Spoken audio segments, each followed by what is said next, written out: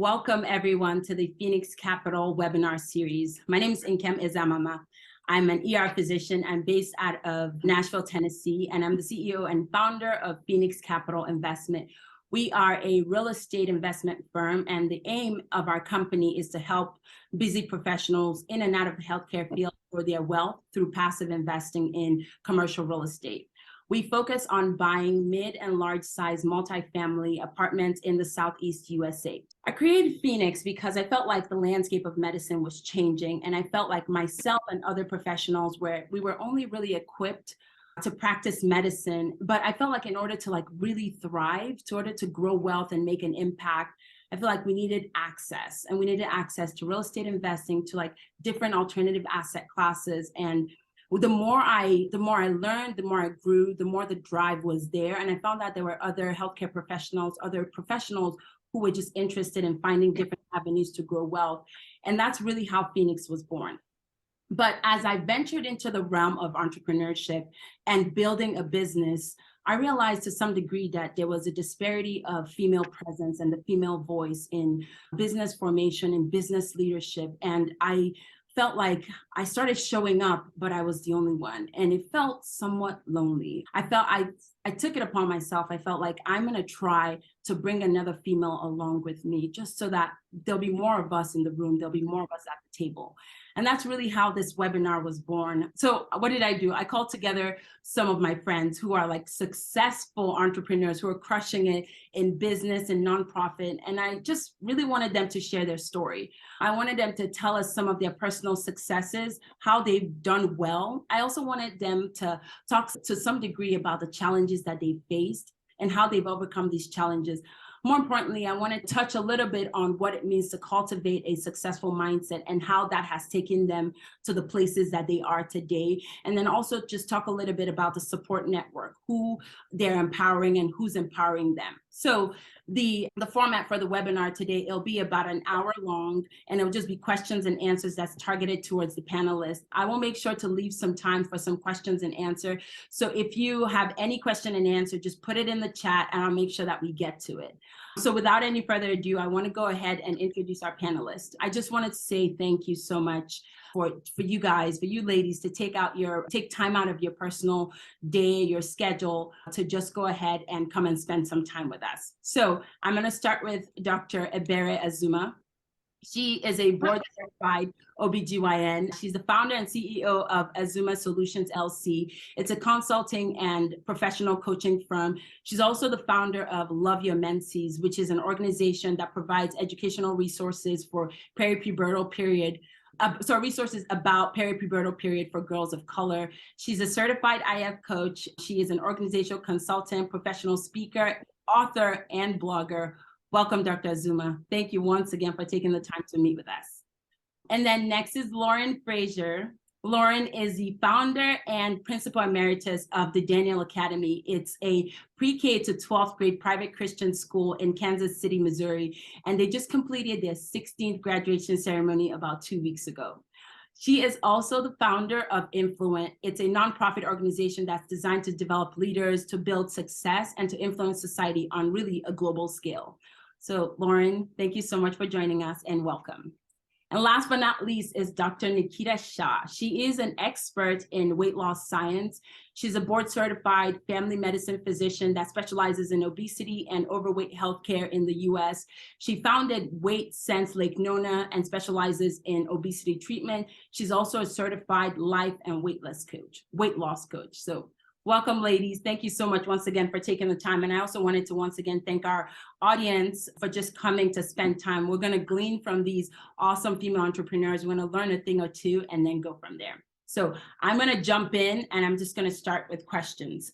So I'm going to start with Lauren and then we'll go around. So Lauren, what was the spark or the defining moment that really inspired you to embark on your entrepreneurial journey? What was it that made you start and then go from there? Okay, the school that I started in Kansas City, Missouri, our public schools had actually lost accreditation. And there was a lot of our demographics that were really falling through the cracks. In the area that I live in, there's people that really struggle. And so without having access to good education, I just decided we're going to start a school. At that point, I've got 4 kids, and my 2 younger were in high school. And I thought, if I'm going to start it, they're going to be in it. So we started K-12, which I would never recommend, but it's been a really wonderful journey. And we have been able to just really serve and love and support just so many different families along through the years. So I love that. Dr. Ebere, tell us about what was the defining moment? What was the spark that got you started? Yeah.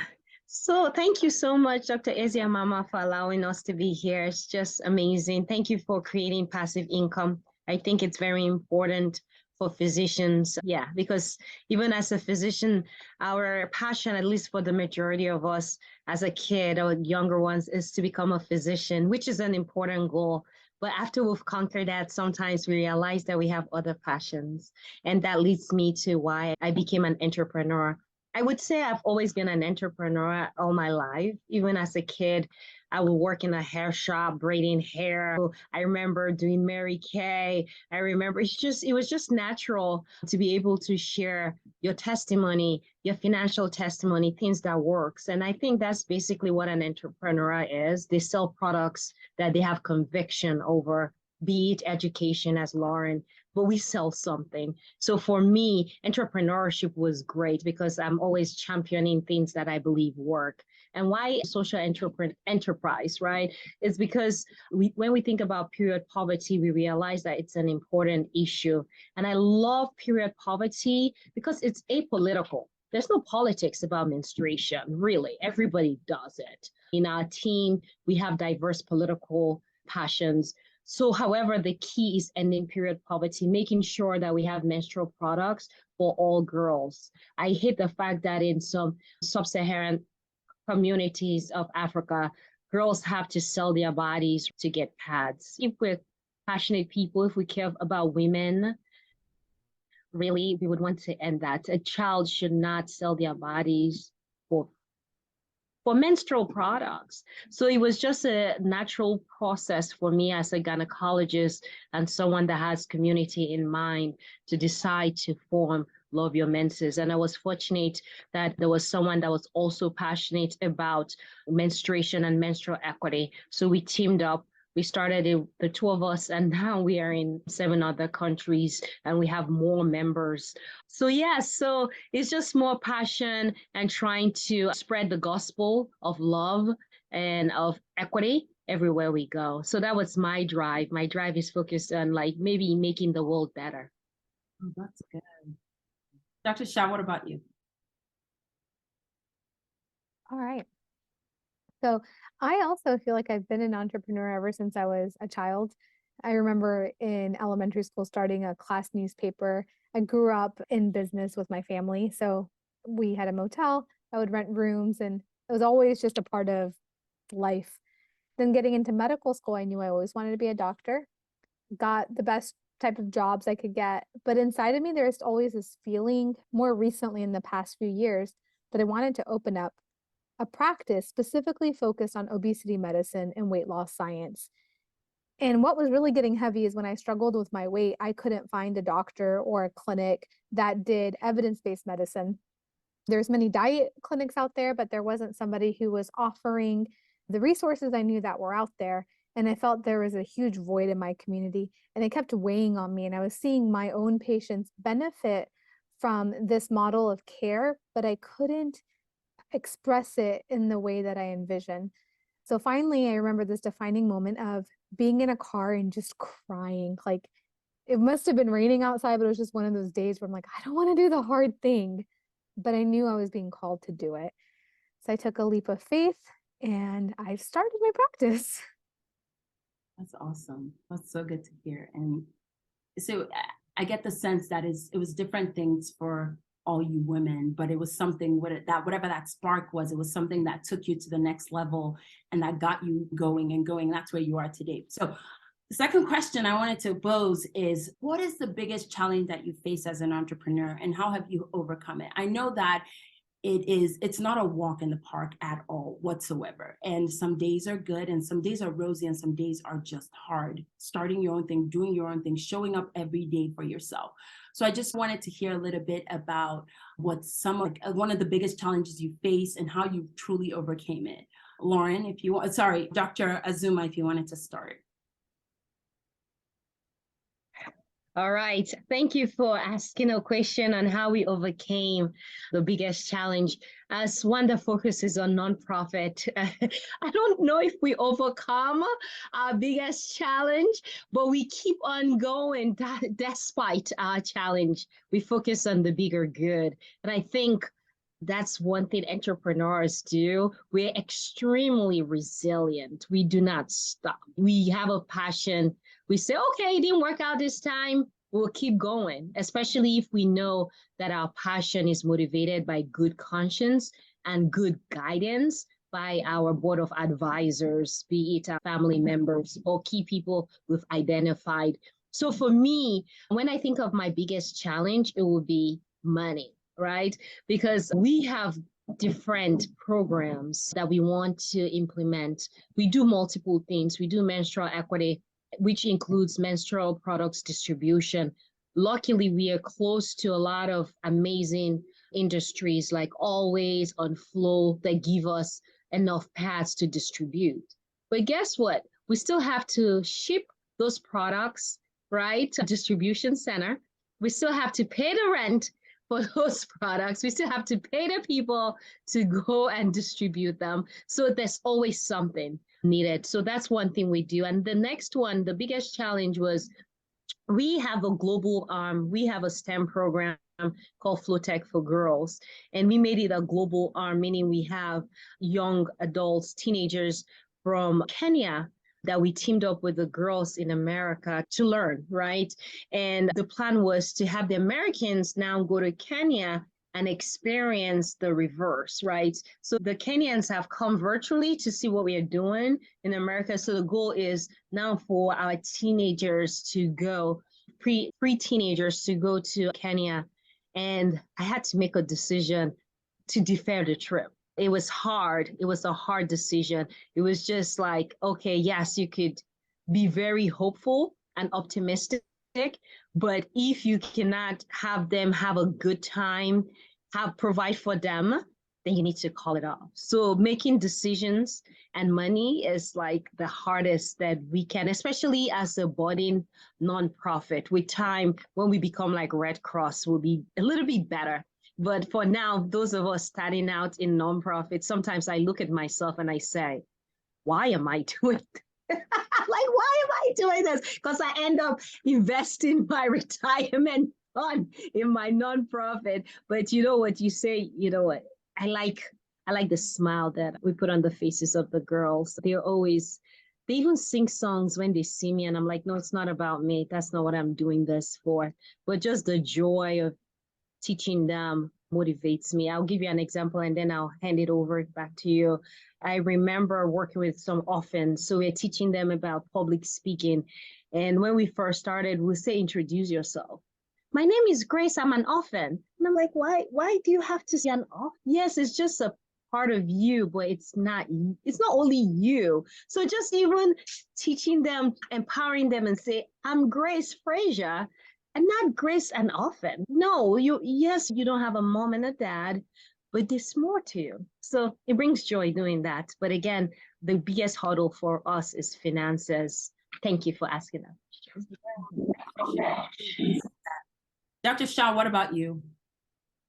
So for me, the biggest challenge I face as an entrepreneur is recognizing that there are so many things to do, and I would love to do all of them, but it needs to be in balance with my life and also within the phase which the business is at. So I find that to overcome this challenge is just being strategic, that sometimes like keeping notes of what I envision to do in the future, and then keeping sight of where I am right now. Because if you think about it, let's just take AI. There's so many developments that come across and sweep over the country, and we can grow in so many ways. But sometimes the basic things also work. And it's not getting lost in the new and shiny. And it's just recognizing that I need to go from point A to point B to point C. And sometimes this other stuff is superfluous. So I think within medicine specifically, within healthcare, and then within this phase of my business, for me, it's knowing where I am and how I'm going to get to where I'm going, but being strategic about it. Oh, that's awesome. Lauren, what about you? I would say for me, I started our school really out of a need in our community. But as I got farther along into it, I realized that I really want to rethink education and reevaluate how education is done. And I knew I wanted to raise up a generation of students that knows their identity, that are super confident and healthy emotionally, physically, spiritually, and that are equipped to go into whatever their calling is. And so I think for me, probably my biggest challenge was that there are so many things that I didn't know. And so I think for all entrepreneurs, you don't know what you don't know. And so it can feel really overwhelming. But I have learned over many years that it's like what you were saying, Dr. Shah. We just keep taking steps and things are going to unfold. You're going to meet people that are going to come along on the journey and really help. And you're going to have new ideas and try things that work and try things that don't work. But the whole thing is just we have to stay resilient and just keep on going. Those are good. I hear the biggest thing is don't stop. For me, as I'm probably the newest entrepreneur in this group, building a team has been challenging for me because the expectations that I have for myself are different from what other people bring to the table. And so it's having to kind of match that, learning from my mistakes, learning to be adaptable, learning to meet people where they are is something that I have really learned in my early stages. But I found that building a team has been a little bit more challenging than I would have thought. But like you said, there's no giving up. It's like I'm being resilient and I'm still moving forward every day. Good, great answers, guys or ladies. Dr. Shah, have you experienced any gender biases or stereotypes in your respective field? I'm sure. Like, I'm going to say that I think in medicine, there are many different biases we face and stereotypes we face. But I think to answer your question, I actually feel that I have more internalized bias about gender roles, and specifically the roles I place on myself as being a physician, an entrepreneur, and then also being a mother and a wife and a sister. And sometimes the views I have of all of these roles and what they traditionally are very different than reality. So outside in, definitely I see some biases, but internally, I think that it's my own mindset about what an entrepreneurship or what a business owner looks like or what a business owner does, how they're perceived, that sometimes create the most struggles. So I'll give an example. Because I am a young female professional, I may assume when I go to the bank that they may not take me seriously because I may think that I don't know what I'm doing. And then that may come off as that they may not know. They may know that I don't know what I'm doing sometimes. And what I've realized is like, these are just my thoughts that are stopping me. And that's something that I've really become humble along the way, or that's made me humble along the way, is that this isn't medicine where I got a book and a degree and a certification of knowing exactly what to do. This process has been really challenging. And if I haven't had someone show me exactly the steps, then it's up to me to go figure them out. And it's not because I'm a woman, it's just because I'm new. And being new means I'm going to be a little bit vulnerable and I'm not going to know all the things that need to be done. So everything from opening up an LLC to speaking to attorneys to going to the banks, these were all very new things for me from a business perspective. And I think internally, I felt a little frazzled at times, looking so young, being a female. And then on the flip side, managing those expectations with the same, like of a business owner, managing that with being also a mother of 2 young children. And at times, it's a little difficult and challenging because I think a mom should do certain things. I think a business owner should do other things. So I will say it's a lot of internal gender biases that I struggle with at times. That was really good. And there's a lot of things that I hope that everyone heard that's insightful that we put on ourselves, things that we expect that no one else is putting on us, but sometimes, and these are some of the struggles and hurdles that we're going through. So Lauren, what do you have to add?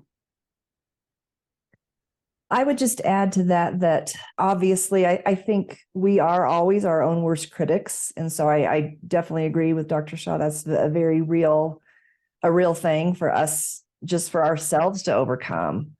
And I think too, when there have been people that have maybe questioned or criticized or assumed different things about me, I've tried to really just be very transparent and open. I'm a pretty open person.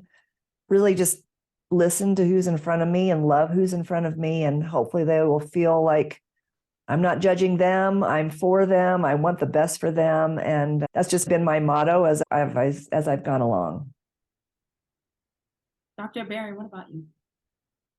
Wow, I'm enjoying this myself, even as a panelist. I would say in the nonprofit world and focusing more on like females, I have not felt gender biases because most nonprofit are run by very mission-driven individuals. So they tend not to focus on petty. They focus more on the missions. When I was getting my public health degree, I had a good time. I went to Harvard T.H. Chan School of Public Health, took time from medicine to do this because it's a huge passion of mine. And I was like, oh my goodness, what kind of human beings are this? They are amazing. They're so nice. They're so sweet. They're like different. I'm not saying doctors are not sweet. No, it's just medical school was more intense. It was more like competition. It was so competitive because we were always competing for the next best thing. We're competing to get the highest score so that we can go into dermatology, whatever. It was a different energy. However, as a woman that also has other leadership roles, I do see gender biases. I lead some other organization that has males in it. And I've noticed when I go to events, at one particular, I'm the president and the chair of the organization. When I go to events and I'm with my executive team, and a man comes up, they don't look at me. I don't know why. They go straight to one of my executive members, and they start telling them things like, oh yeah, let's do this together. Let's do projects together. And in my mind, I stand there and I smile because in the end, I'm the one making that decision. And I think it's so beautiful because sometimes it's also okay, at least for me, to be the fly on the wall because you can truly know and see who to work with. So to me, but I have a predisposition of turning negativity into positivity. It's just something that I'm used to. So I don't know. So for me, it doesn't bother me. It just makes me laugh, like literally. Like I get to that point where I'm like, oh my goodness, this person just did not realize that I'm the chair of this organization and I make how the resources are allocated and I make those decisions. So it's me that makes the decision and not that other person because that person is a man. So yes, there's gender biases, especially as female entrepreneurs, but you have to find a way to overcome that. You can have a venting team of people that you can call, but don't lose your cool, don't lose your focus. Because it's part of the process. Look at Lauren Fraser. She's been in this for 16 years. She did it. So we can do it as well. We will not let one little minutia event ruin the entire year of success. I think the key is to move on as quickly as possible. Know what's the past. After I walked out of there, I wasn't going to let this person that ignored me rule over my life. I'm not going to do that. I'll move on to the next thing. So that's my take. Thank you so much. And you can tell like this is actually a great pivot to the next question, which is what are the strategies and mindset that has been pivotal for you in your success as an entrepreneur? So even like changing that for you, Dr. Ebere, was changing that negativity to positivity. And so what other mindset shifts have been helpful for you? Lauren, can you tell us some? I think that's probably the biggest. Absolutely. That's so key of taking the negativity and just releasing it and focusing on what's positive and what's good. And I do really think for me, listening is a real tool to be able to let people say who they are, say their concerns, express their doubts, express whatever, but then be able to answer that in a humble, open way. And oftentimes I find that I'll win somebody over just by giving them the time and space to process what they're feeling, and then being able to answer that in a way that they can understand, that's targeted for them. It's really good. Dr. Shah. All right. Can you hear me okay? Yeah. Okay. So the biggest strategy and mindset shift that's been pivotal for me is understanding that there is no final destination and it's a journey. So in my history and training as a physician, there's always a roadmap: elementary school, middle school, high school, college, residency, get a job. Now there is no destination. It is a journey, and accepting that I am in charge of making the next step. So there is no syllabus, there's no curriculum, there's no handbook. It's a journey. So that's one of my biggest things. And then the number 2 mindset shift. So my business mentor, her name is Dr. Una. She has the EntreMD Business School. And in that business school, she has given me this gem that even in a basketball game, you can win in the fourth quarter. So if we think about business in the quarters of the year, Q1, Q2, Q3, Q4, we could be struggling in Q1, but that might be the time we're laying our foundation, that we're trying to blossom, and we're really just planting our seeds. But in Q4, we can still win. And that those 2 concepts have been so helpful for me every day as I go. And then I'm going to throw in a third one because I'm talking to you, Dr. Nkem. It's something you said to me, but maybe a few weeks ago. But it was just like, we're trying to just be better than our last month's version of ourselves, than our yesterday's self. And even that, just knowing that I'm only in this comparing myself to my past self, relieves so much pressure and so much compareritis. And that's really just what I strive by, is, am I doing better today than I was yesterday? And if that is the key, or if that is the case, then I'm doing okay. I love that. Oh, that was so good. Dr. Azumah, anything else? Nothing to add to that. It's just, like I said, not giving up and moving forward as fast as possible. And Dr. Shah said, there's really no final destination. And always remember that you would win. I think that's basically it. And just having a good time and realizing that as the primary entrepreneur, you are going to be the one making the most difficult decisions. So make those decisions and remember that you are. One advantage we have as physicians is we've been trained to always defend ourselves in case of a lawsuit. The same way, as an entrepreneur, you always think about what's the worst that can happen.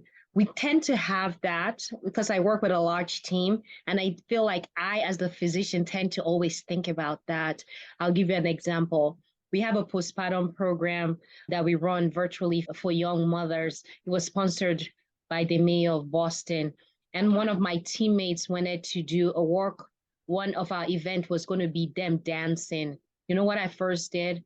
I said, you guys have to send them a note saying that they're waving because they could fall, right? Because they have this grabby belly.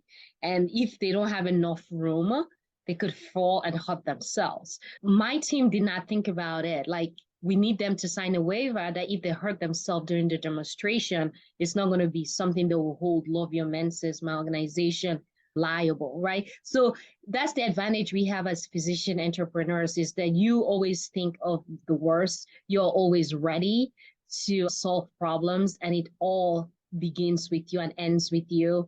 And another thing is being comfortable with that, because your teammates would take the credit when everything is going fine. But when everything is going wrong, really, the truth is, when you guys meet an organization, look at who takes the heat. That's the real leader, not who takes the praise.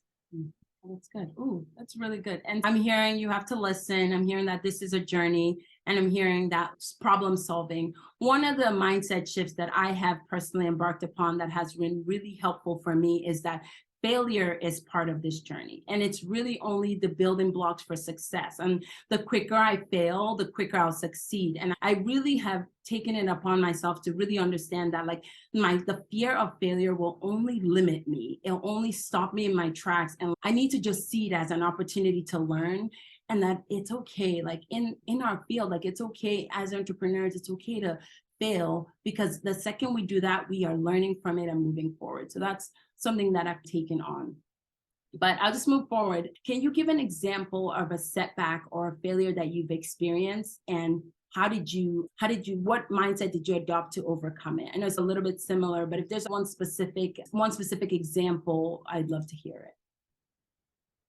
Oh, go ahead, Dr. Azumah.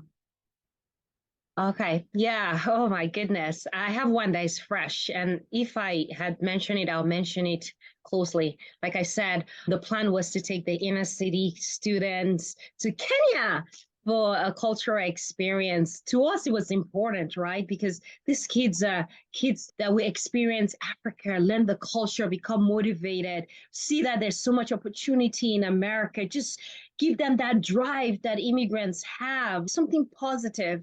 Important empowerment. We thought everybody will buy in. We thought our founders will buy in. We thought it's like the perfect idea, because to us it was, right? We did a retreat last 2 years, I believe. Last year we took a group of inner city students and we took them to Cape Cod, and they had a good time. We motivated them. We just empowered them so that they can do well. And our students do well. Some of them become Miss Massachusetts. They're brilliant. So we have our kids really do well. So we thought, okay, now we're going to Kenya. Everyone will support us. The truth was, no one really bought that vision. It was just us in our group that had it. It's not because we weren't articulate enough. It's not because we're not respectful or trustworthy in the community. It's just not everyone bought the vision. So I had to make the decision of deferring the trip. It hurts. It hurts, but it was like, what do I do? Keep on being in denial? Take out loans to take these kids to Africa? Or what do? I had to sit down, look myself in the face, and say the decision is to defer it and continue. And Dr. Shah has motivated me. Yes, we might have had a setback now, but the fourth quarter is still there. So we are going to work hard to get there. And that's the motivation. I told my team, yes, we're not taking you. Parents, we're not taking you, but we get it. You get it. Our kids need to go and experience Africa and meet other youths of color as well, and just get motivated so that they can come back to the United States and realize the privilege we have to being here. So that's a fresh one, but that's one of the setbacks that I had to have made a decision of pulling back now versus just not. So it was a hard decision, very difficult decision, because I never give up. But I did not give up. It's just saying at this point, let's take a pause. Let's go fundraise. Let's see how long it will take us to raise enough funds. But we're not going to give up. Thank you. I like that. Thank you for being vulnerable and sharing that. And it was a setback, but it's not stopping you. It's just a pause until you come up with a better strategy and a better plan. Lauren, can you tell us a setback or a failure, if you have any, that you've experienced and what you adopted to overcome it? Yeah, one that first came to my mind, this has been a couple of years ago, but I had a gal that was really my right-hand gal at the school, and we were very close friends, and I really completely trusted her with everything, and we had many incredible years together running this school. But she ended up, she had access to all of our back-end diplomas and everything. And she went back and adjusted her own daughter's graduation requirements and grades. And so I had to let her go. And it was probably one of the hardest things that I had to do. I think partly because we were such good friends and I really trusted her. And I think in her mind, it wasn't a very big deal. And why didn't we just talk it through and that whole thing? I have had to let go a few people through the years, but this one was definitely the hardest and probably the hardest on my heart. So it's taken me a while to just realize that I think I always try to how could I have done better? Why didn't I see something before? Just all the things that play, the tape that plays in your head. And I just have really been able finally just release it I did the best I knew how to do at that time. I don't know what part maybe was mine to share in that, if I wasn't watching things closely enough or what, but there's going to be some hardships being an entrepreneur and being the one where really, like what you were just saying, doctor, where the decision stops with you and you have to be the final one. So That's good. What about you, Dr. Shah? The For the setback and failure, when I launched my business, this was a side business while I was still employed. And when I first opened, it was 2022 January, which would have been seen as a peak time in people trying to lose weight for the new year. And my phones were silent, and it was so shocking and so upsetting, and I really couldn't figure it out. But what was happening at the same time was that there was a surge in COVID cases. And that was a time where everybody was sick. It was after Christmas and after the New Year's, and we were back into the surge period. And it started making sense that, of course, people weren't focusing on their newer weight loss goals. It was health priorities were shifting at that time, and they were just trying to stay well. So in that same vein, because I was still working as a family medicine physician, my clinic there was absorbing a lot of my energy, and we're trying to manage this like really wild surge in cases in Florida. The lesson there is I learned very early on that I can have a really good product, I can have really good services, and it could just be this season. And I think that was such an important lesson for me to learn, because I can't control all the factors, but I'm becoming very adept at starting to see the factors at play. So as I'm going along in my journey, I'm recognizing like what could be happening right now, where are people's minds, what's happening in our world, and I'm seeing that there's forces greater than me that will determine whether or not someone is going to step into my clinic. So that was a big lesson for me. Thank you so much, ladies, for sharing. And as you can tell, like these are setbacks, but they were just like stepping stones into success. And you can hear how every entrepreneur here turned whatever that was into like something to galvanize them forward. I'll move on to a different type of question. And it's, how do you define success in your entrepreneurial journey? And what advice would you give to other women to help them define success for themselves? And you can pick and choose, it doesn't matter. Lauren, why don't we start with you? honestly, at this point in my journey, I think success is not giving up. There are so many hurdles that I wanted to quit at and then kept on going over and over. So I think success is continuing forward, but also really serving people. Like when you're seeing the ones that are really being helped through whatever field that we're in, that to me is true success. I like that. What about you, Dr. Shah? What is success?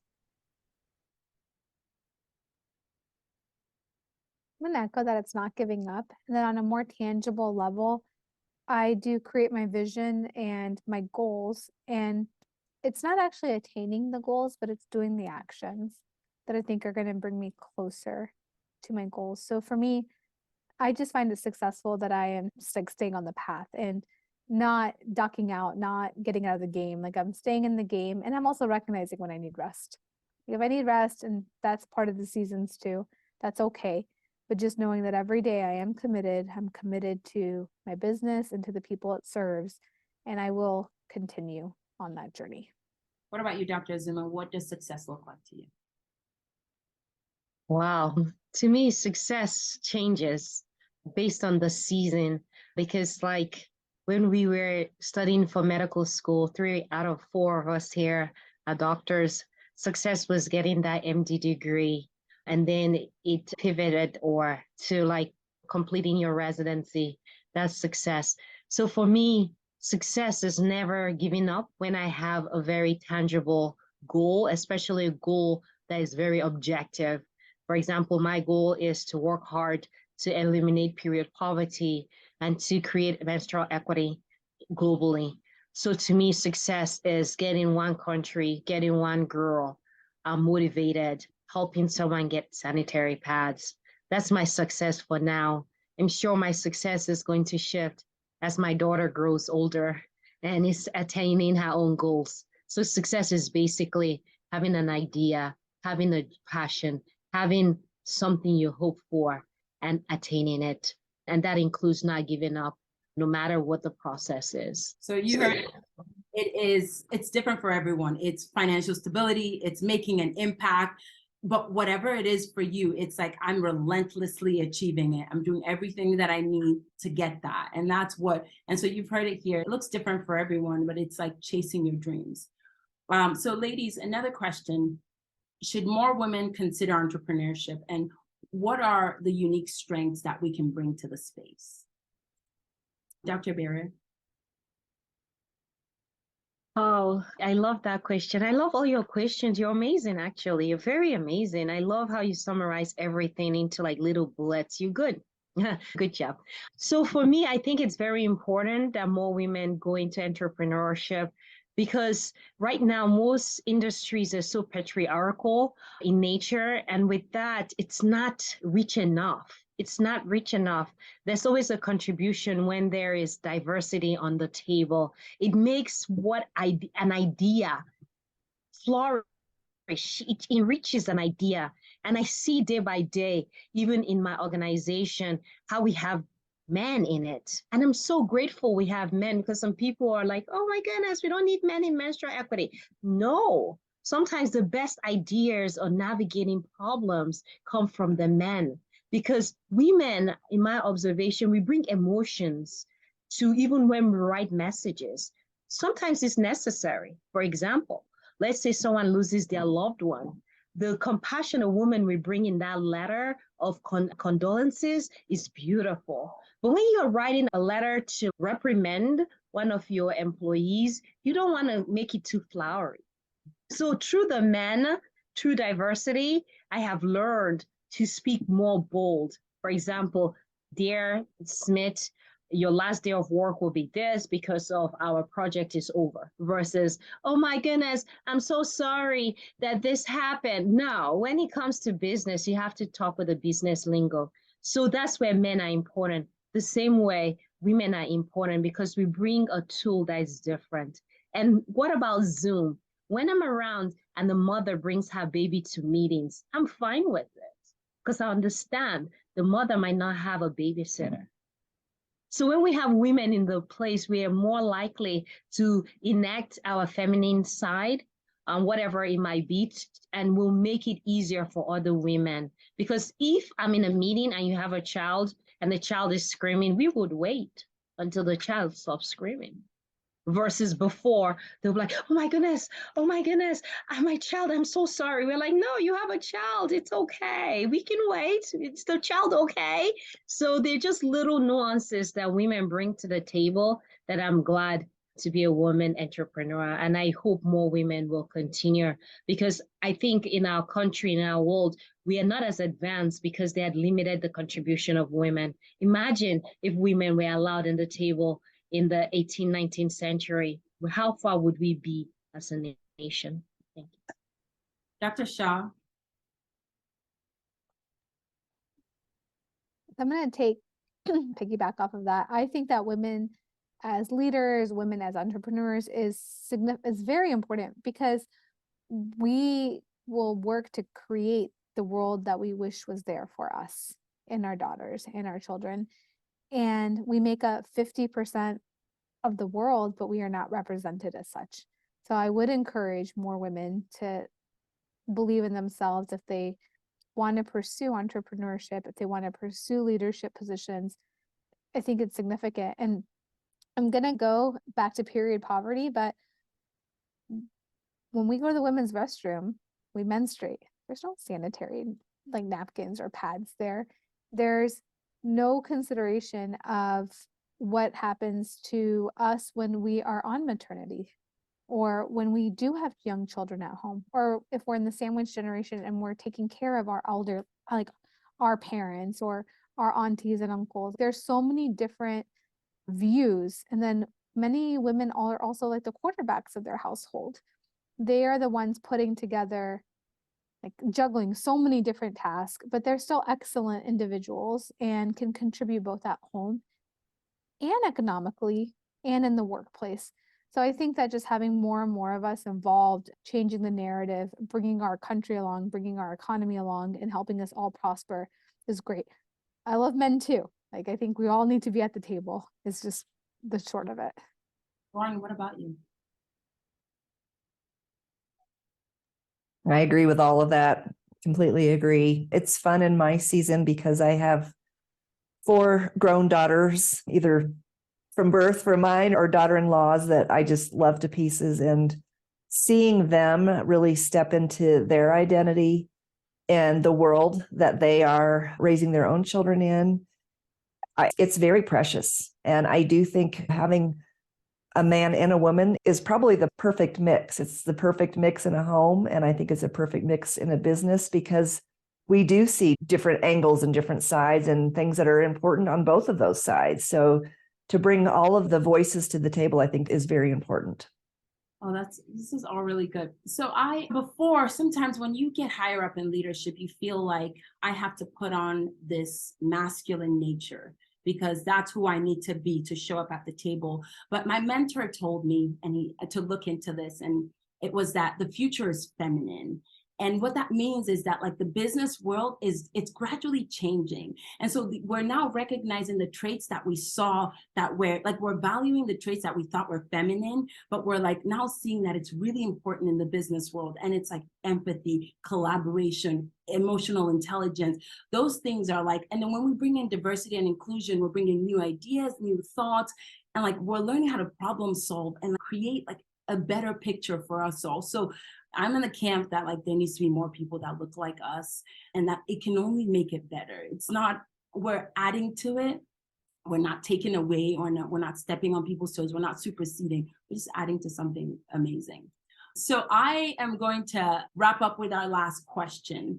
This is a question that I just wanted to say, looking back, what's one advice that you wish you could give to your younger self? And that same advice is you're giving to us women who are here. What's one advice that you're like, I wish I had heard that. I wish I had known that. I wish I needed to hear that in order for me to start and to like just thrive. And maybe some of the struggles that I went through, I wouldn't have gone through it. Dr. Shah, you want to start us off? Oh gosh. I think that if I could go back to my younger self and just tell her it's going to be okay, that I always have my back, that I will always figure it out. I think that makes me teary-eyed, but I think that journey, right? Like through residency, through medical school, Dr. Nkem and I were in undergrad together and we studied for the MCAT together. And I just remember her looking at me and she's just apply. Don't beat yourself up over this score or this test. And other people believe in us and we use that in our youth. But I think this, like the earlier I would have started believing in myself, like I wonder how far I would go. So now I start to think I believe in others, but let me believe in myself. So that's the advice, that like I can always figure it out. And so can someone listening, like you can figure it out.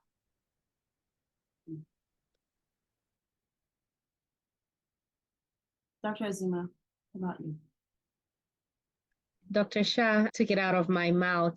And in the position I'm in currently, I do mentor a lot of people, especially we have medical students, pre-medical students in my organization, and they come in frantic about like one score or the other.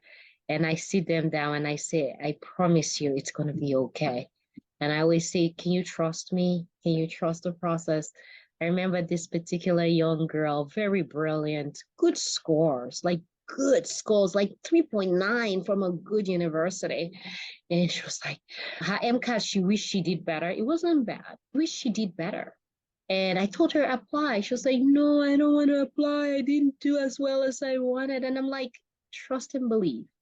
This young girl applied to one school and she got in. And I was like, see, you could have applied to more school and have gotten more options. You were freaking out when you shouldn't have. And the truth is, if I can go back to my young self, I would have said, Ebere, it's okay. It's going to be okay. So far, you're working hard. So far, you're putting out good energy. So far, you're working to be a better person, to be a better contributor to the community. The universe or God will make it work out. How about you, Lauren? What's one advice?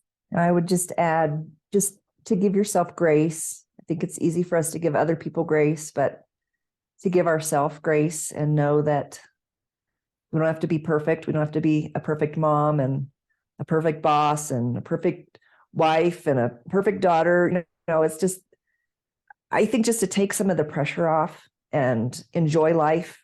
I feel like enjoying life is a huge key for us to be our best selves. So I would say just give ourselves grace and give one another grace.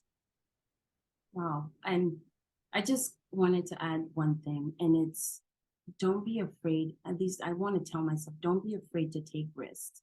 The best time to start was 5, 10 years ago, but the next best time to start is now.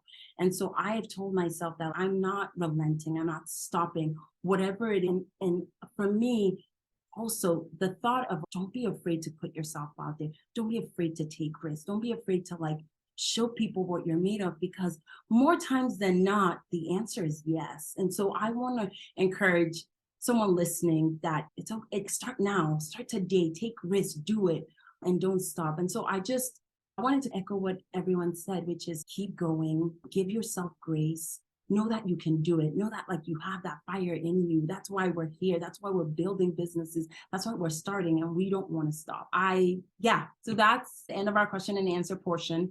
I want to say thank you. You ladies were phenomenal. The answers, I am going to take a lot of what you said to heart, help me grow as a female entrepreneur, as a businesswoman.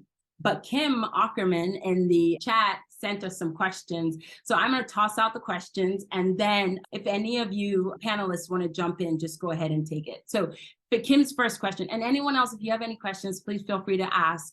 But Kim asked, I've heard some stats talking about how as women, we can often not believe in ourselves as much as our male counterparts. Have you experienced this, and how have you overcome and built self-confidence? So if anyone wants to jump in, they can. Can you read it one more time? I've heard some stats talking about how as women, we can often not believe in ourselves as much as our male counterparts believe in themselves. Have you experienced this, and how can you overcome and build self-confidence? I have a buddy, male. Sometimes I have to ask myself, how would he do it? And I think about my husband, I have to ask myself, how would he do it? And sometimes I have to adopt that mindset that I am, whatever it is, I want to be fearless, to build that confidence. But the other part of this is actually recognizing that confidence comes after you've done something. So you need to be committed and courageous first, and then the confidence comes. So we are never confident until it's been over, until we've done it. So I really look to that and recognize that I'm just going to have many iterations and trying, and then the confidence will come. That's awesome. Thank you. And then second question, how did you juggle navigating the spinning plates of entrepreneur and all the hats that has mom, wife, daughter, friend, whatever it is? And what tips would you give to help prioritizing and not get overwhelmed? I would say the first thing is to keep a good list. You have to itemize all your time, especially if you wear a lot of hats. Also practice self-care, because as Dr. Shah said, you can get overwhelmed doing so much. So have a day, if you need it, to take a break.